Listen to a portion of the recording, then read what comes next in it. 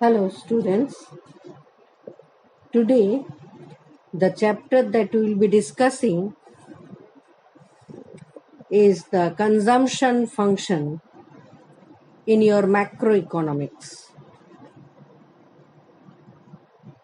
The question that usually comes on this chapter is like this, that what is the consumption function, or what you call to be the propensity to consume?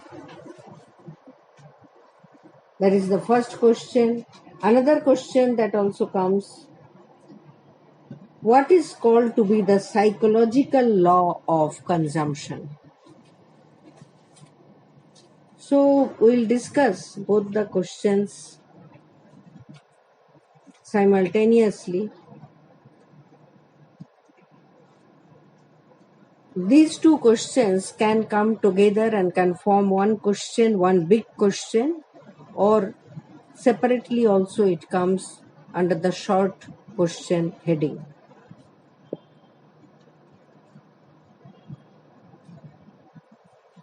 For answering this question,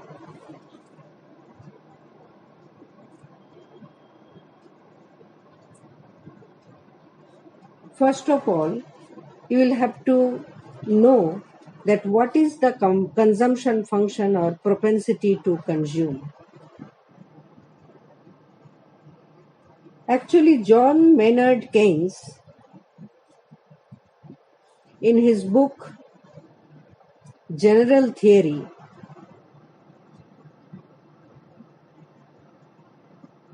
he said that the effective demand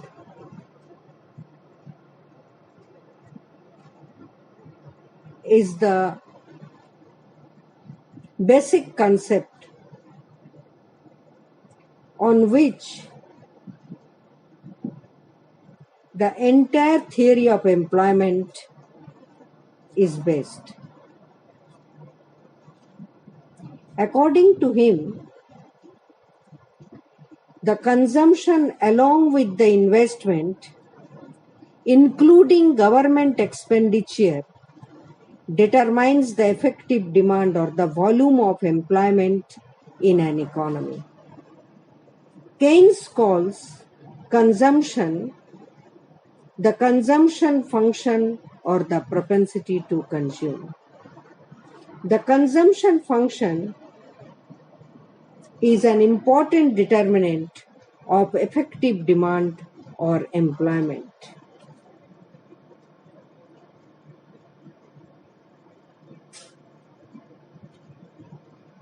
The schedule of propensity to consume expresses the relationship between the total income and total consumption. It is a schedule which gives different amounts consumed at different level of aggregate income. If you form a table, and on the left side of the table if you write down the income, and on the right side of the table you just show the consumption, then you can take the several datas on the income side, like 500, 525, 550, 575, 600, like this, where income is increasing gradually. On the right side, where you have written consumption, there you can get several datas like 500, 520, 538, 550, 560, like this. Here also you are finding that the consumption is increasing.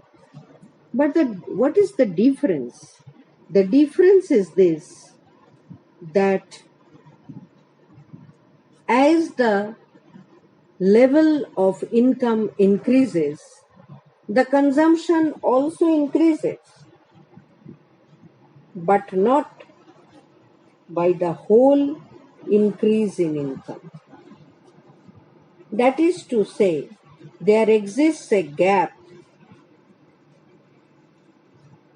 between the consumption and income. The existence of this gap is nothing unusual. These gaps are in conformity with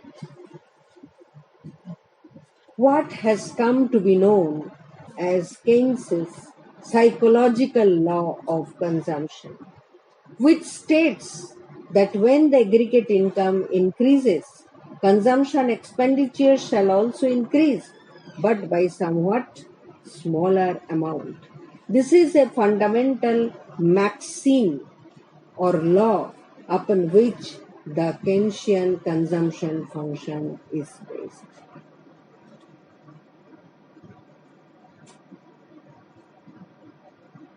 The existence of this gap between total income and total consumption gives birth to another problem, what we call to be the problem of investment.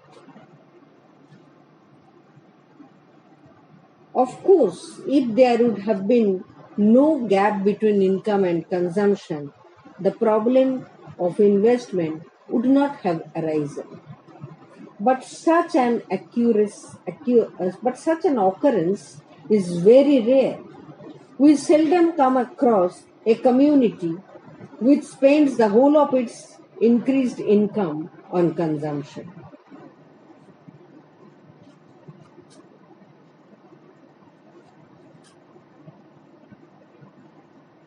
Therefore, investment becomes indispensable if employment is to be increased. And according to Keynes, it is the inadequacy of investment which accounts for the existence of unemployment.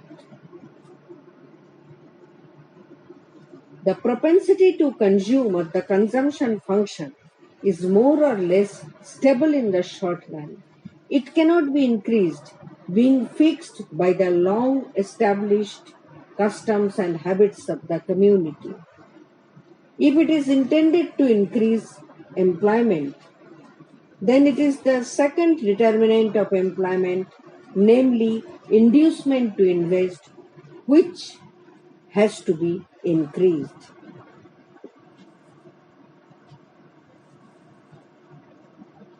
So this much for your consumption function and propensity to consume. This may come in short question form, and together it can also form a long question.